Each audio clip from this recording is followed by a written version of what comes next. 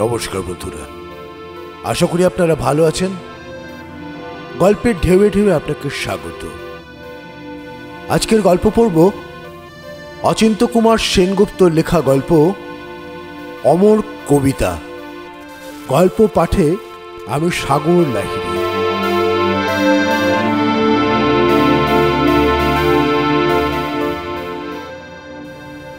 আজকের গল্প অমর কবিতা, লেখক অচিন্ত্য কুমার সেনগুপ্ত।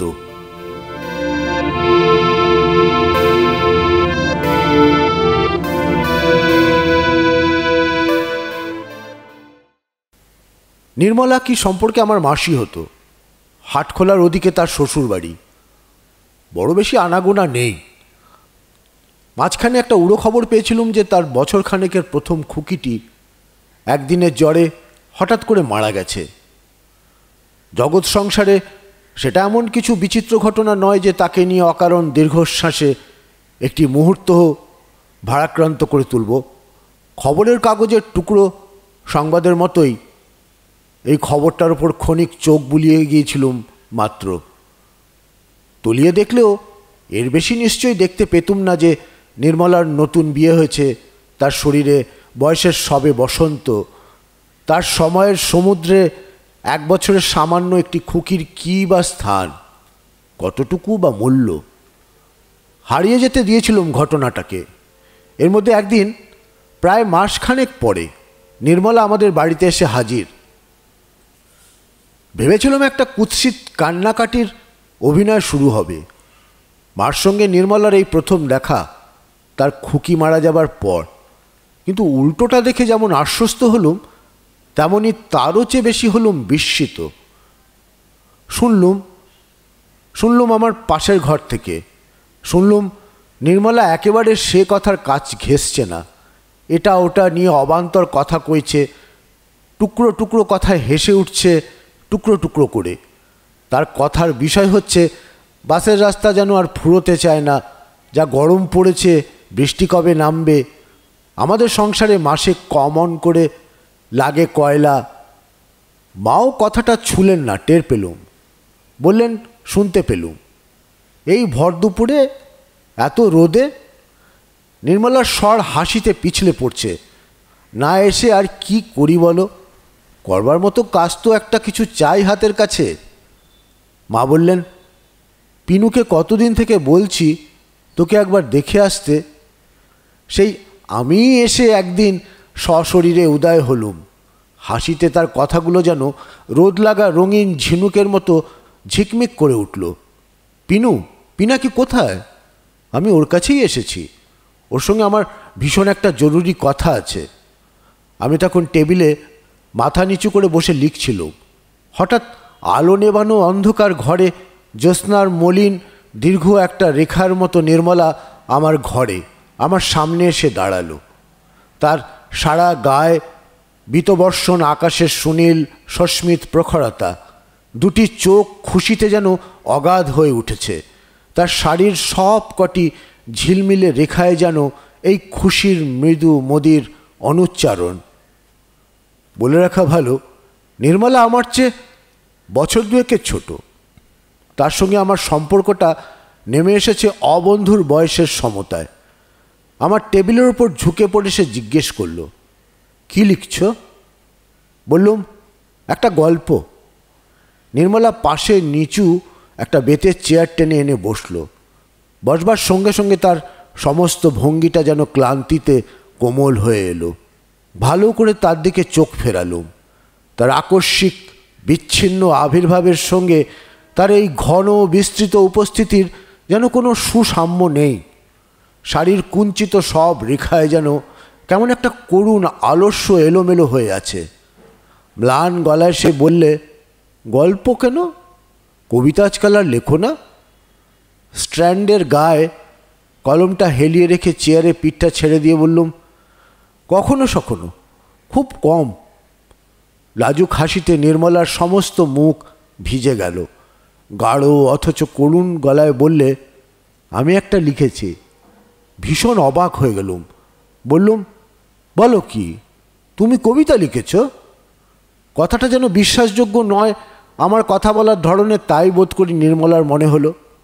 দেখলুম গাঢ় লজ্জায় তার চোখের নিম্ন প্রান্ত দুটি কালো ঈষৎ সজল হয়ে উঠেছে। সে চেয়ারের মধ্যে যেন আরও ডুবে গেল। নিতান্ত অপরাধীর মতো ভীত দুর্বল গলায় বললে, হ্যাঁ, একটা শুধু লিখেছি, শুধু একটা, তাও কত কষ্টে, কত কাটাকুটি করে। অনাবিষ্ট নির্লিপ্ত গলায় বললুম, একদিন দেখিও।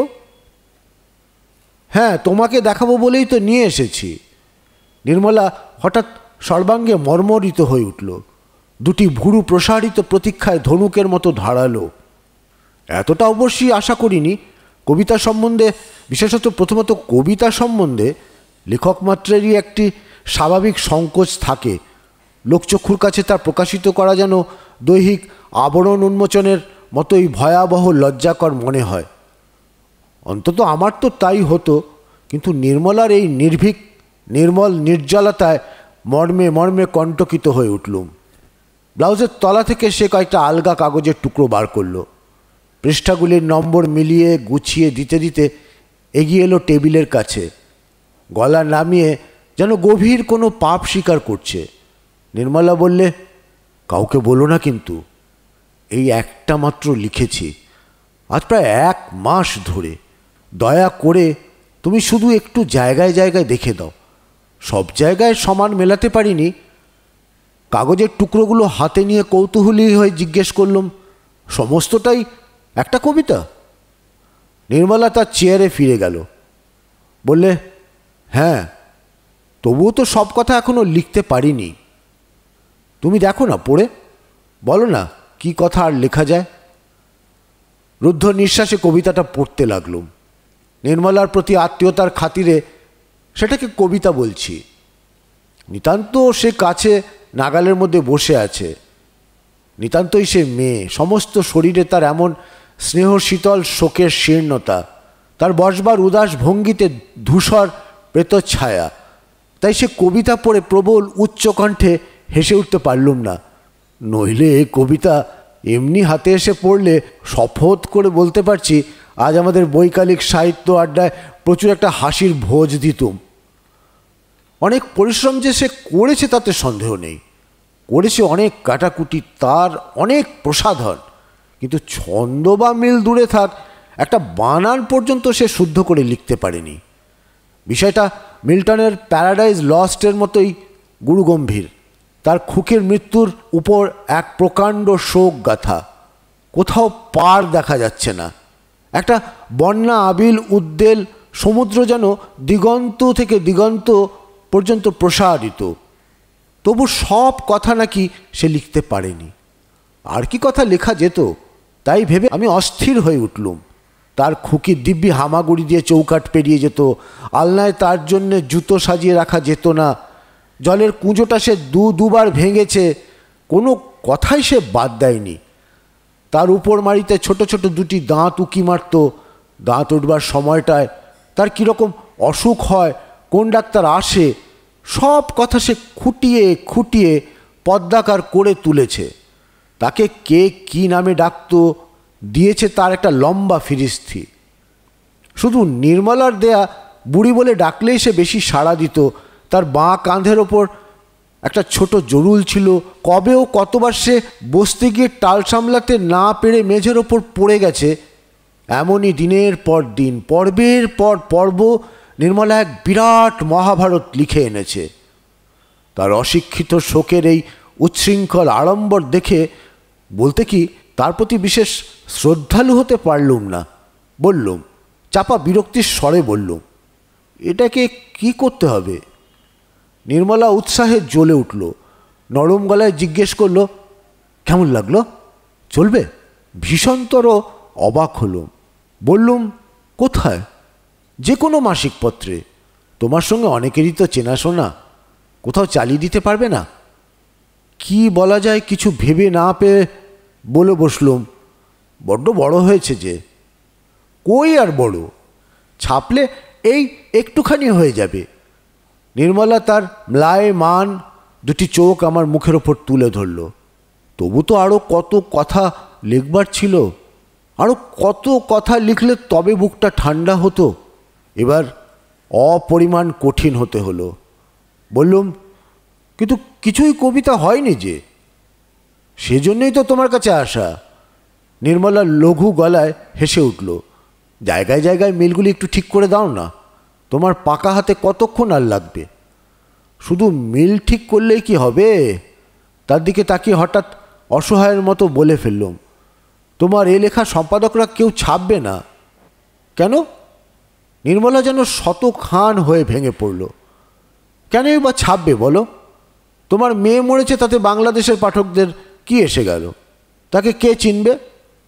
নির্মলা প্রখর ঝাঁঝালো গলায় বললে, তবে এত যে রাশি রাশি প্রেমের কবিতা বেরোয় মাসে মাসে, তাতেই বা আমাদের পাঠকদের কি এসে যায়?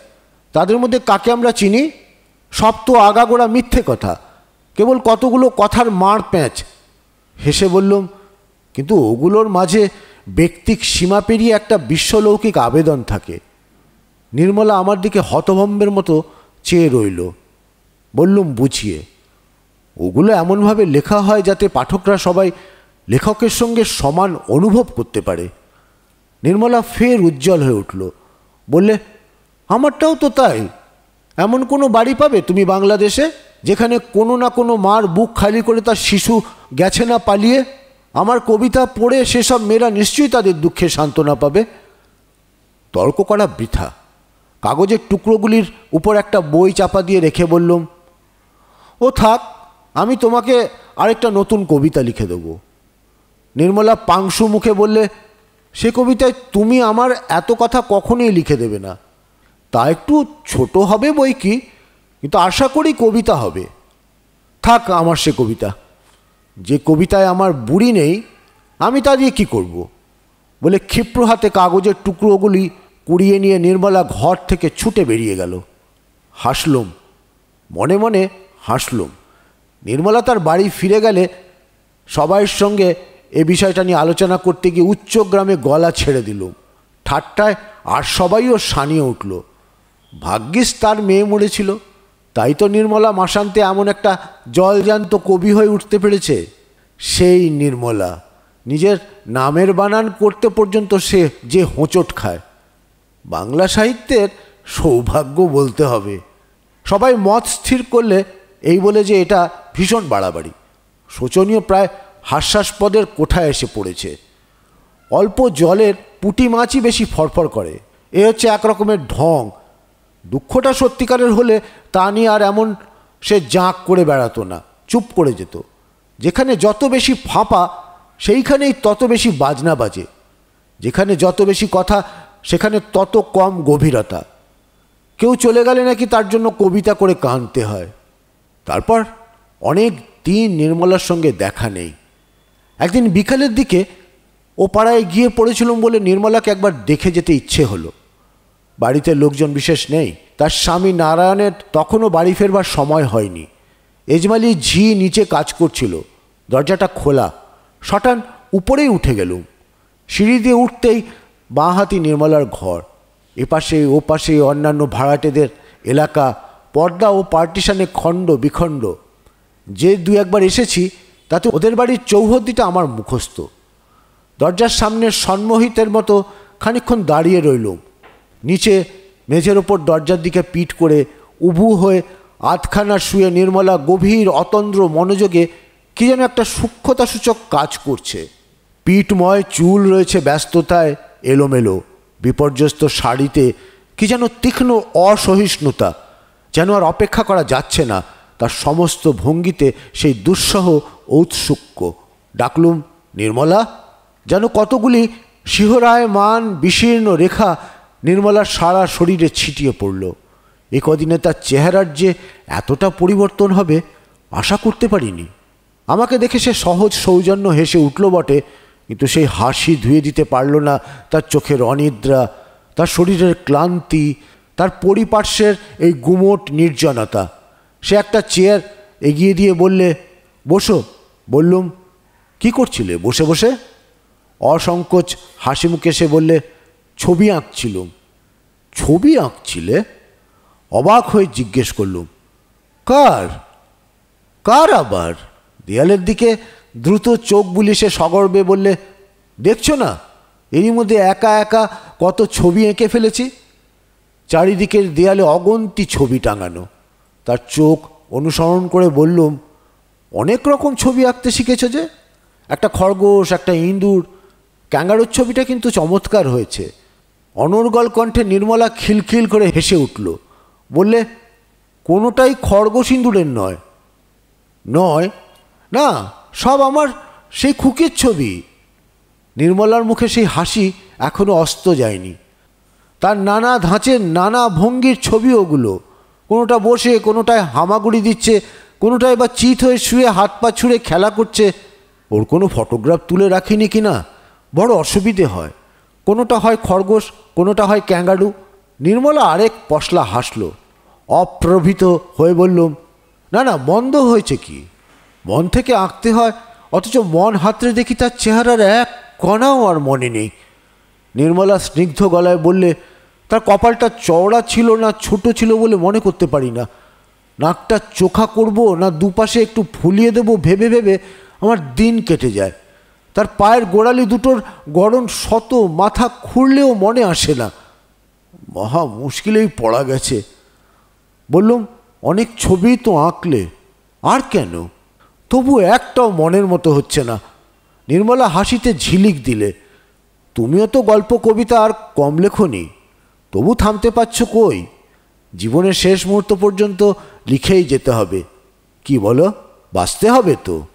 চেয়ার থেকে উঠে দাঁড়ালুম। তোমার সেই কবিতাটা কি করলে? ছাপিয়ে তো আর দিলে না। তাই মুচকে হেসে নির্মলা বললে, তাই ওটাকে বাঁধিয়ে দেয়ালের ওইখানটায় টাঙিয়ে রেখেছি। আমি একাই পড়ি, কি আর করব বলো। আমার দুঃখ তো আর পৃথিবীর সন্তানহারা মায়েরা কেউ বুঝল না। আমি ওটা পড়ে পড়ে তাদের সবাইকার দুঃখ বুঝি। বিতৃষ্ণ গলায় বললুম, মিছি মিছি তুমি এসব করছো কেন? বললুম না, বাঁচতে হবে তো। তার মুখের ওপর কটাক্ষে তীব্র একটা প্রহার করলুম। বাঁচতে গিয়ে শরীরের যা হাল করেছো, নমুনাখানে একবার চেয়ে দেখেছো আয়নায়? নির্মলা তেমনই দুঃখ লেশহীন প্রশান্ত মুখে হেসে উঠল।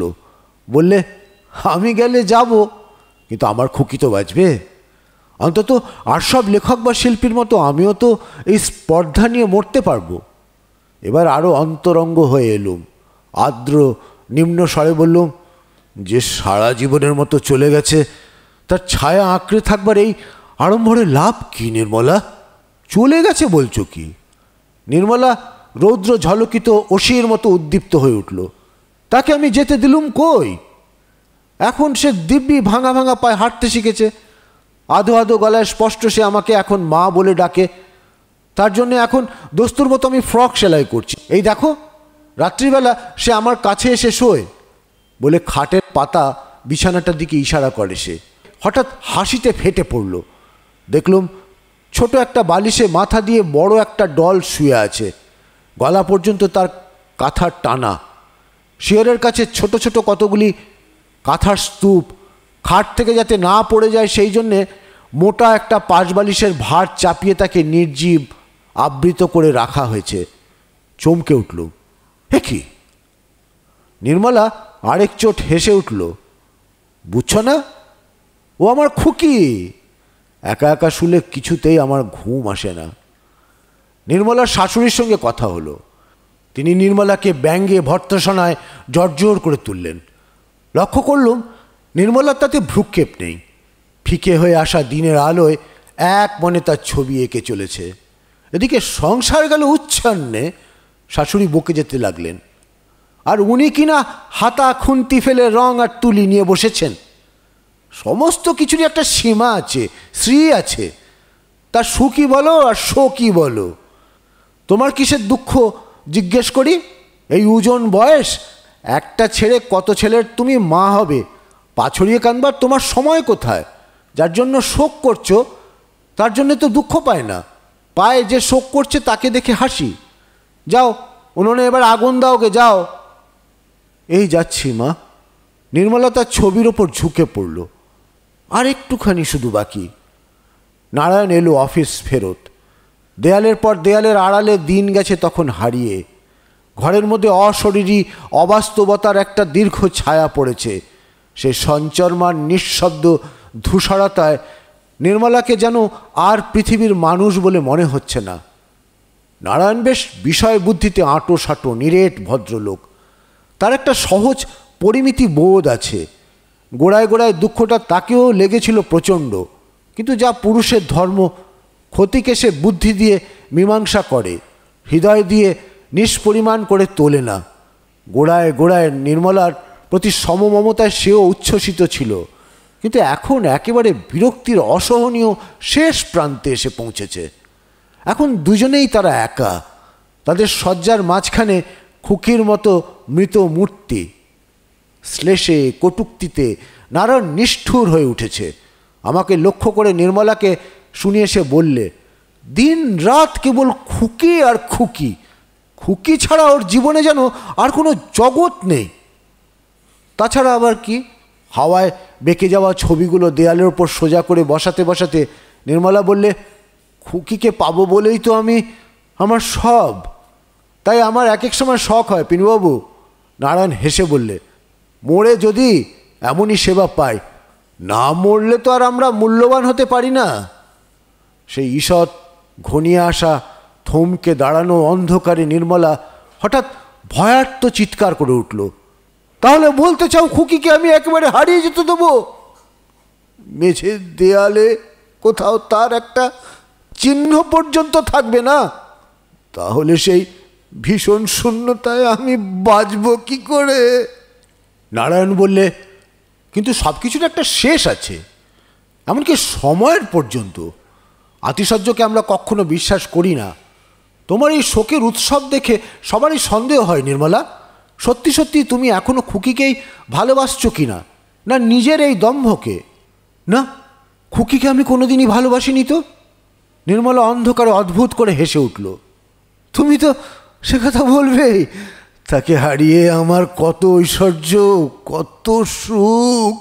অন্ধকারের অবরুদ্ধ একটা দীর্ঘশ্বাসের মতো নির্মলা ঘর থেকে ধীরে ধীরে বার হয়ে গেল। পাগল, একেবারে ছেলে মানুষ। নারায়ণ অসহায়ের মতো বললে, কে তাকে বোঝাবে, কে বা করবে বারণ? আমার কাছে পর্যন্ত সে আজকাল প্রচ্ছন্ন। আমাকে মনে করে সে তার খুকির শত্রু। তার খুকির কথা আমি ভুলিয়ে দিতে চাই। বললুম, এখান থেকে ওকে নিয়ে যান না হয়। পাগল, কে ওকে সে কথা বলবে? এই ঘরে ওর শেকর গজিয়ে বসেছে, বাড়ি বদলানোর কথা পর্যন্ত বরদাস্ত করতে পারে না। নারায়ণ গলা নামালো। আর আর বাসিন্দাদের কাছ থেকে কম গঞ্জনা, কম বিদ্রুপ তো আর সহ্য করতে হয় না। তাতেও ওর হুঁশ নেই। যাবার উদ্যোগ করতে করতে বললাম, এত বাড়াবাড়ি দেখলে লোকের ঠাট্টা বিদ্রুপ করবেই। বাইরের লোকের কথা ছেড়ে দিন, এমনকি আমার পর্যন্ত আর সহানুভূতি দেখাবার প্রবৃত্তি হয় না। নারায়ণের গলা রুক্ষ হয়ে এলো। খানিকক্ষণ পর্যন্ত সহানুভূতি দেখানো যায়, তারপর সেটা বিরক্তিতে বিষিয়ে ওঠে। নইলে ভাবুন, ঘুমের মধ্যে বারে বারে উঠে সে পুতুলের কাঁথা বদলায়, সময় মতো রোজ স্নান করায় লুকিয়ে, নিজের খাবার সময় ওটাকে কোলে নিয়ে বসে, পাশের বাড়ির একটা ঘরে ওটাকে এক সময় রেখে এসে বাইরের থেকে দরজায় ঘা মারে। আমার খুকু কি তোমাদের বাড়ি এসেছে? নারায়ণ উচ্চকণ্ঠে হেসে উঠল। কিছু বলতে যান, কেঁদে বাড়ি মাথায় করবে। স্ত্রীর অনেক রকম ফ্যাশন জোগাতে হয় শুনেছি, কিন্তু আমার কপালে হয়েছে এক নতুন রকম। নামছি, সিঁড়ির ওপর নির্মলা আমাকে ধরে ফেলল। বললে, তোমাকে একটা জিনিস কিন্তু এখনও দেখানো হয়নি। বললুম, কি? একতাল কাদা দিয়ে খুকির একটা মূর্তি গড়ছিলুম, সেটা এখনও শেষ হয়নি। আরেকদিন এসে দেখে যেও। বাড়িতে ফিরে আত্মীয় মহলে সবিস্তারে সেই কাহিনী বললুম। খুকি আঁকতে ইঁদুর এঁকেছে, পুতুলের সে কাঁথা বদলায়। হেসে সবাই কুটপাট। এমন ঢঙের কথা বাপের জন্মে কেউ কোনোদিন শোনেনি। অথচ এরাই একদিন তার সন্তান বিয়োগে গভীর সান্ত্বনা দিয়েছিল। সেই শোকের যথার্থ সম্বন্ধে সবাই এখন সন্ধিয়ান হয়ে উঠেছে। আশ্চর্য! তারপর অনেকদিন পর একদিন খবর পেলুম, নির্মলার শোকের সমস্ত সাজসজ্জা বিসর্জন দিয়ে একান্তরূপে হালকা সহজ হয়ে উঠেছে। ছিঁড়ে ফেলেছে সে দেয়ালের সব ছবি, পুড়িয়ে দিয়েছে সেই কবিতাটা, পুতুলটা ভেঙে টুকরো টুকরো। খুকির কথা আজ যে তাকে বলতে আসবে তার উপর সে খড়গস্ত, তখনই দেবে তাকে আঁচড়ে কামড়ে ক্ষতবিক্ষত করে। খুকিকে সে আজ নিশ্চিহ্ন ভুলে গেছে। তাকে দেখতে গিয়েছিলুম। একতাল কাদা দিয়ে সে একদিন খুকির মূর্তি গড়বার কল্পনা করেছিল। গিয়ে দেখি তাতে সে নিজেরই মূর্তি তৈরি করে বসেছে। ঘরটা বাইরে থেকে শিকল দেওয়া। নারায়ণ বললে, এই সময়টা সে কিছু ভালো থাকে, হয়তো আপনাকে চিনতেও পারে না। নারায়ণের সঙ্গে পা টিপে টিপে সেই ঘরে ঢুকলুম। শুভ্রতায় উলঙ্গ সে ঘর। শূন্য মেঝের ওপর এক পিণ্ড মাংসের মতো তাল গোল পাকিয়ে নির্মলা বসে আছে। আঙুলের সূক্ষ্ম নখ দিয়ে এক মনে মেঝেটা চিড়ে ফেলবার চেষ্টা করছে। আমাদের উপস্থিতিতে তার চারিপাশে কোথাও এতটুকু আবর্ত উঠল না। উদাসীনতায় সেও অখণ্ড। নারায়ণ বললে, একে চিনতে পারো নির্মলা? চেয়ে দেখো দেখি। নির্মলা চোখের একটি পলকও তুলল না। মেঝের দিকে তাকিয়ে আপন মনে নিঃশব্দে হেসে উঠল। তার ঠোঁটের ওপর হাসির সেই অশরীরী বিশীর্ণ রেখার দিকে তাকিয়ে থাকতে ভয় করতে লাগলো। তবু সাহস করে তার কাছে গিয়ে ডাকলুম, নির্মলা। এবারও তার সাড়া নেই।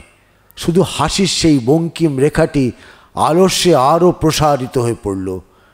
কি ভঙ্গি দেখে নারায়ণ হঠাৎ ব্যস্ত হয়ে বললে, এবার পালাই, চলুন, এখনই আবার ভায়োলেন্ট হতে শুরু করবে। পালিয়ে এলুম। নারায়ণ দরজাটা বন্ধ করে দিল।